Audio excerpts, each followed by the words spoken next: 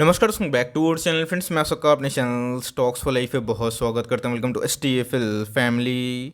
DFL numbers बात की जाए बाजार की तो पिछले कुछ समय से हमें एक रेंज बाउंड ट्रेड करता हुआ देखने को मिल रहा है और आप बोल सकते हैं कि फ्लैट ही हमें कारोबार आज के दिन होता हुआ देखने को ज़रूर मिला है। तो जो है इस मार्केट की बात की जाए, आपको अच्छे से पता है कि रशिया यूक्रेन की वजह से बीच में 16,600 के आसपास भी आया था और उसके बाद हमें 18,000 का भी लेवल बहुत ही शॉर्ट टर्म में देखने को मिला था, बिकॉज वहाँ पे काफ़ी पॉजिटिविटी बीच में देखने को मिली थी। बट इसी बीच में गाइस कुछ स्लाइट नेगेटिव न्यूज़ अभी के टाइम देखने को मिल रही है, जो मार्केट के लिए अच्छी बात नहीं होती है। अगर उसमें राइस आने वाले कल में होता है तो जो है गाइस ये मार्केट के लिए बिल्कुल भी सही बात नहीं होती है। तो क्या इधर पे न्यूज़ निकल के आ रही है, क्या रिपोर्ट निकल के आ रही है, जहाँ पे निफ्टी में 500 पॉइंट के आसपास अपने ऑल टाइम हाई से गिरावट हुई है और ये गिरावट और भी ट्रिगर हो सकती है, बिकॉज अगर आने वाले कल में ये अगर आंकड़े और बढ़ते हैं तो जो है गाइस यहाँ पे क्वेश्चन मार्क का साइन ऑफकोर्स हो सकता है। बिकॉज आपने देखा कि हाल फिलहाल में ही MPC की बैठक हुई थी और बैठक में जो शक्तिकांता दास है उन्होंने साफ साफ बताया था कि उनका जो स्टैंड है अभी के टाइम में काफ़ी एकोमोडेटिव है, मतलब उन्होंने कोई भी रेपो रेट में चेंजेस नहीं किए थे। तो जो है गाइस रशिया यूक्रेन के मैटर को देखने के बाद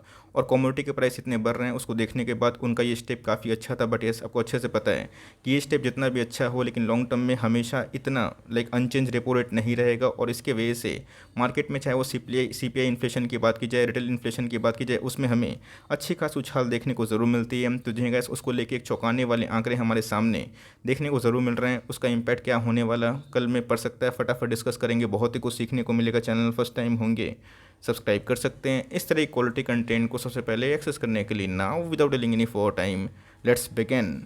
बात की जाए निफ्टी की, जी हाँ गैस, इसके बाद जब बाजार खुलेगा वो मंडे का दिन ही होगा, बिकॉज आपको अच्छे से पता है कि आज को छोड़ के कल और परसों की बात की जाए बाजार बंद रहेगा और उसके बाद सैटरडे संडे की लॉन्ग एक छुट्टी के बाद हमें मंडे के दिन ही देखना बनेगा कि उसके बाद जो आउटलुक होगा वो क्या होगा। बट आज के दिन की बात की जाए तो जो है गैस आज हमें वही फ्लैट कारोबार होता हुआ देखने को मिल रहा है। इसके पहले गैस निफ्टी को 17,750 के आसपास एक अच्छा सपोर्ट मिला था, बट गैस उसने उसको भी तोड़ा और अभी के टाइम अगर आप देखें 17,500 के नीचे ट्रेड करता हुआ देखने को मिल रहा है। तो जो है गैस इसके पीछे की वजह क्या है फटाफट चेक कर लेते हैं।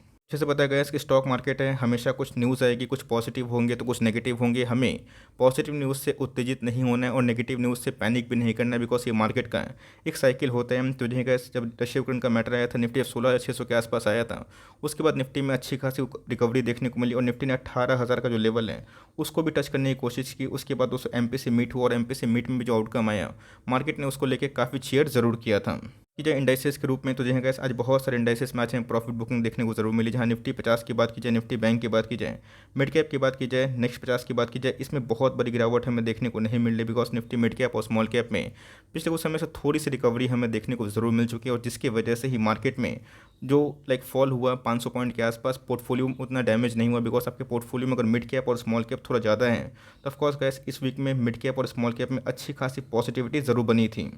हमारे सामने जो इन्फ्लेशन का आंकड़ा है वो सामने देखने को मिल चुका है। जी हाँ गाइस, CPI का फुल फॉर्म क्या होता है कमेंट बॉक्स में मैं इंतजार करूंगा, देखते हैं कितने लोग CPI के बारे में जानते हैं। तो जगह CPI इन्फ्लेशन की बात की जाए वो स्काई रॉकेटिंग परफॉर्मेंस करता हुआ देखने को मिल रहा है। 17 महीना में पहली बार ऐसा है जो CPI इन्फ्लेशन गए 6.95% के आसपास देखने को मिल रहा है। मार्च में जो पहले फेब में 6.07% के आसपास ज़रूर देखने को मिल रहा था। तो जी हाँ, इस मार्केट में आपको अच्छे से पता है RBI गवर्नर ने जो MPC मीट के दौरान जो कमिटमेंट किया था वो बहुत ही पॉजिटिव था। बट मैंने क्या बताया कि लॉन्ग टर्म में वो ऐसा नहीं रह सकता, बिकॉज आपने देखा था कि फेड ने क्या किया था, जो पॉलिसी है उसको टाइटनिंग करने के लिए साफ साफ फैसला कर चुके हैं। बिकॉज लास्ट टाइम की बात की जाए 25 बेसिस पॉइंट के आसपास इंटरेस्ट रेट हाइक हो गया था। अभी के टाइम अगर आप देखें तो बहुत लोग उम्मीद भी कर रहे हैं कि मई में ये दोगुनी रफ्तार से बढ़ सकता है। तो जो गैस ये ऐसा क्यों हो रहा है, बिकॉज आपको पता था कोरोना वायरस में ऐसे बहुत सारे bank NBFC real estate business को जिंदा करने के लिए उनको लिक्विडिटी की आवश्यकता होती थी और जिसके वजह से फेड ने उधर पे काफ़ी सपोर्ट किया था। बट याद रखिएगा हमेशा इतना डॉलर और इतना रुपया मार्केट में छोड़ने से इन्फ्लेशन पे साफ साफ इम्पैक्ट हमें देखने को मिलता है और यही रीज़न की वजह से अगर आप देखें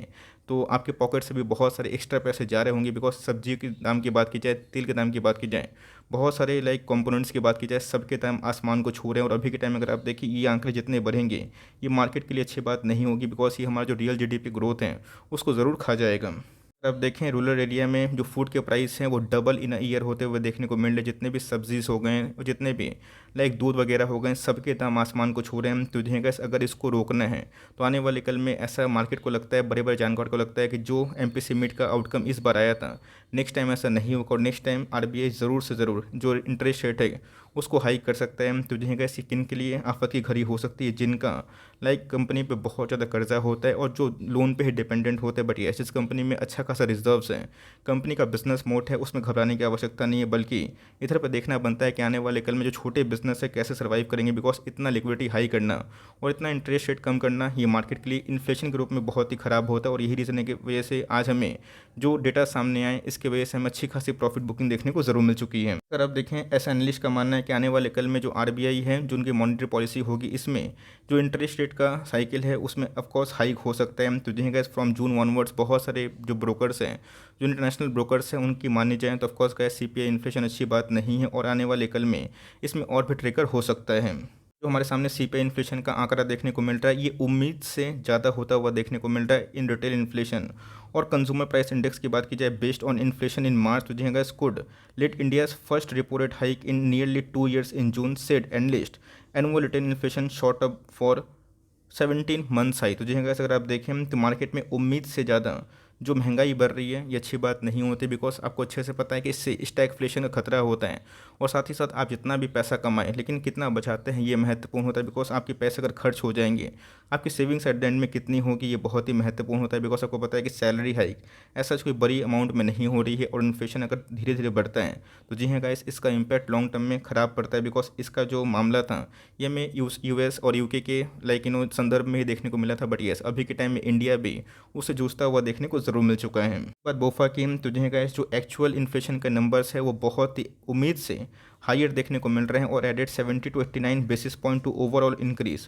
तो अब देखिए दोस्तों, चाहे वो बोफा की बात की जाए या फिर बहुत सारे मॉर्गन स्टैनली की बात की जाए, सबको जो अनुमान था उससे ज़्यादा इस क्वार्टर में हमें इन्फ्लेशन का रेट देखने को मिल रहा है, जो मेरे हिसाब से अच्छी बात नहीं है। बिकॉज आपको मैंने इसके पहले भी साफ साफ बताया है कि जितना भी लिक्विडिटी का मामला है वो कब हुआ था, जब मार्केट में मंदी थी, सुस्ती थी और उस समय कोरोना पैंडेमिक था। बट अभी के टाइम अगर आप ओवरऑल जाइंट कंपनी को देखें, चाहे रिलायंस की बात की जाए, एचडीएफसी बैंक की बात की जाए, कोटक की बात की जाए, बजाज फाइनेंस की बात की जाए, डिविस लैब की बात की जाए, सबके नंबर लास्ट क्वार्टर में आउटस्टैंडिंग थे। बट येस, अगर इतना सपोर्ट मार्केट में हमेशा रहा तो जी गाइस, ये मार्केट के लिए तो अच्छी बात होगी। बट येस, ये हमारे लिए बीइंग एन इंडिविजुअल अच्छी बात नहीं होगी और इससे जो हमारा रियल ग्रोथ है उसमें झटका हो सकता है और यही दोस्तों कंसर्न का मैटर देखने को जरूर मिल चुका है। पॉइंट के बारे में डिस्कस करते हैं। तो जी गाइस, आपको पता है कि डॉलर इंडेक्स अभी के टाइम में ऑल टाइम हाई के आसपास ही देखने को मिल रहा है। बीच में तो कैसे गिर के 72 के आसपास, 73 के आसपास देखने को मिल रहा था। बट अभी के टाइम अगर आप देखें 76 के आसपास देखने को ज़रूर मिल रहा है। बहुत सारे एनालिस्ट का मानना है कि आने वाले फॉरवर्ड एक साल में इसका जो आंकड़ा है वो शायद से 80, 79, इवन 82 के आसपास भी चला जाए। तो जी सबको अच्छे से पता है कि हमने एक्सपोर्ट तो किया है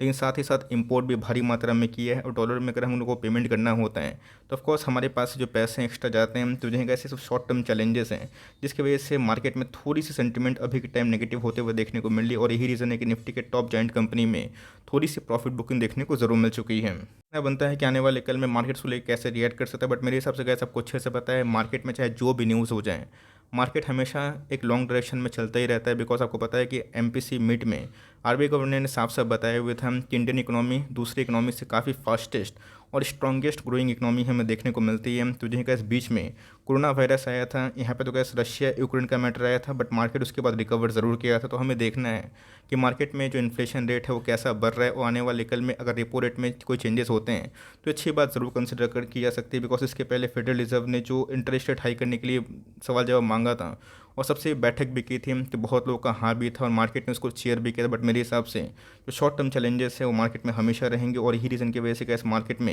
एक थोड़ी सी फॉल देखने को मिल चुकी है। तो जिनका इस मार्केट अगर इस लेवल को तोड़ेगा तो आने वाले कल में 17,200 एक स्ट्रॉन्ग सपोर्ट लेवल है और उसके बाद अगर आप देखें तो नेक्स्ट जो सपोर्ट लेवल है वो 16,900 के आसपास जो 200 का मूविंग एवरेज है यही हमें देखने को मिल रहा है। तो यही छोटी सी अपडेट थी जो मार्केट के लिए काफ़ी कंसर्न का मैटर है। तो मुझे लगता है कि लॉन्ग टर्म में अगर आरबीआई मीटिंग फिर से होती है तो वहाँ पे क्या 100% जो रेपो रेट है उसमें ज़रूर कोई चेंजेस होंगे, वरना मार्केट में जो इतना इन्फ्लेशन है इसके वजह से मार्केट का जो रियल ग्रोथ है उस पर सवाल जवाब ज़रूर देखने को मिल सकते हैं। होप मेरा एफर्ट आपको अच्छा लगा। अगर आपको कुछ समझ में आया तो ऑफकोर्स कमेंट करिएगा, कुछ समझ में नहीं आया तो उसको भी पूछिएगा। मैं कोशिश करूँगा कि आपका जितना भी समस्या है उसको क्लियर ज़रूर किया जाए। अगर वीडियो सही लगी तो एक लाइक कर दीजिएगा और चैनल फर्स्ट टाइम होंगे तो यहाँ से सब्सक्राइब करना भूलिएगा। फर्दर कोई डाउट है उसको ज़रूर ड्रॉप कर सकते हैं और कुछ रिव्यू चाहिए उसका भी नाम ड्रॉप करना ना भूलिएगा। I would love to make a video on your demand. Guys मिलते हैं जल्दी ही, तब तक के लिए bye. Thanks for listening friends, God bless you all.